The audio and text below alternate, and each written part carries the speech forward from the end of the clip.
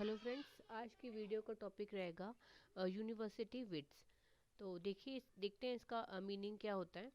The university wits is a phrase use to name a group of late 16th century English playwriters and pamphleteers who were educated at the university, Oxford or Cambridge and who become popular secular writer।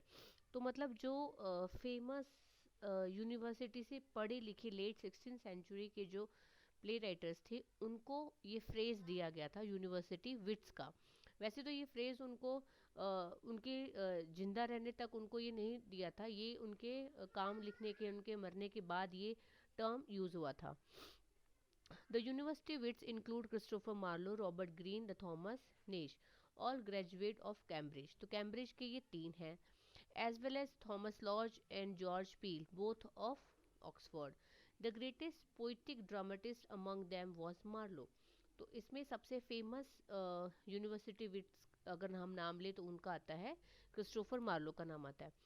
whose handling of blank verse gave the theatre its characteristic voice for the next 50 years।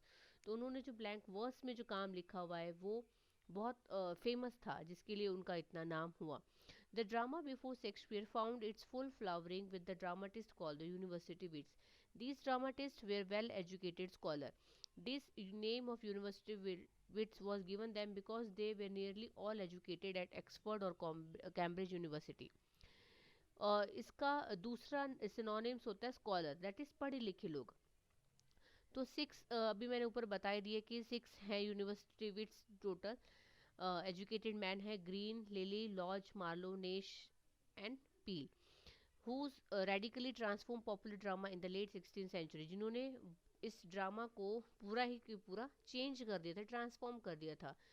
The period near the end of Queen Elizabeth once reign. Queen Elizabeth का वन का जब राज्यकाल खत्म हुआ था तब। और इनमें अगर हम नाम ले तो John Lyly was the leader of the group. Another of the wit though not university train was Thomas Kyd. तो इसमें थॉमस किड का भी नाम आता है, ये एक एक्सेप्शन है। जिनका काम मतलब आप अगर आप कंपेयर करेंगे इन सब से तो आपको डिफरेंस नहीं समझ में आएगा, इसलिए इनको ये टर्म दिया गया था। बेशर्ते ये नहीं पढ़े थे, मतलब यूनिवर्सिटी से ट्रेंड नहीं थे, still he got the name. The term university wits was not used in their lifetime but was coined by George Saintsbury, 19th century journalist and author. मैंने बताया था कि इनके जिंदा रहते हुए इनको ये नाम नहीं मिला था, लेकिन इनके मरने के बाद इनको दिया था, तो वो थे George Saintsbury. All the university wits have several features in common. तो इनके लिखने के काम में बहुत सारी ऐसी चीज़ें थी जो कॉमन थी। They had stormy careers, all of them were actively associated with the theatre. They were usually actors as well as dramatists. They understood the requirement of the stage and felt the pulse of the audience. They often worked in collaboration with each other.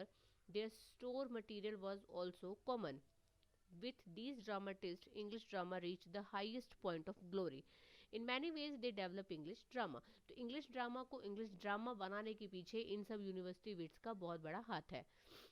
अगर हम सबको थोड़ा सा detail में देख ले तो John Lyly as a dramatist occupy a peculiar position. He selected classical themes and stories for his play. तो वो बहुत क्लासिकल थीम्स और स्टोरी चूज करते थे। He himself was a courtier and wrote for courtiers. तो court में रहकर भी इन्होंने काम किया है और उनके लिए भी लिखते थे। He wrote 8 plays in all. देव और ये उनके नाम है। Lyly Lil contribute to English drama is very important.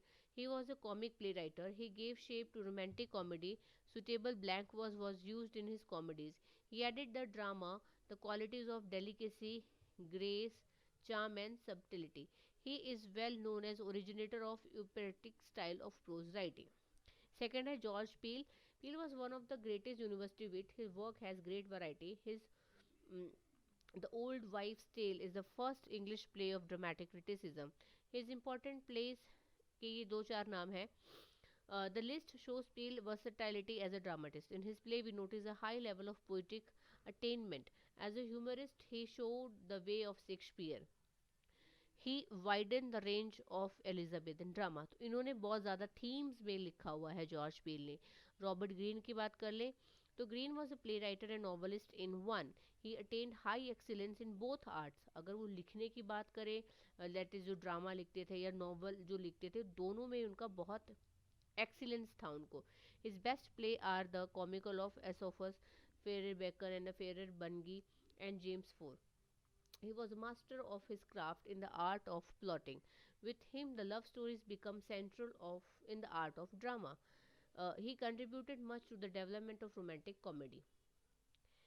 उसके बाद है Thomas Lodge and Thomas Nashe. The dramatic work of these author are almost negligible negligible, मतलब आप उनको इग्नोर नहीं कर सकते।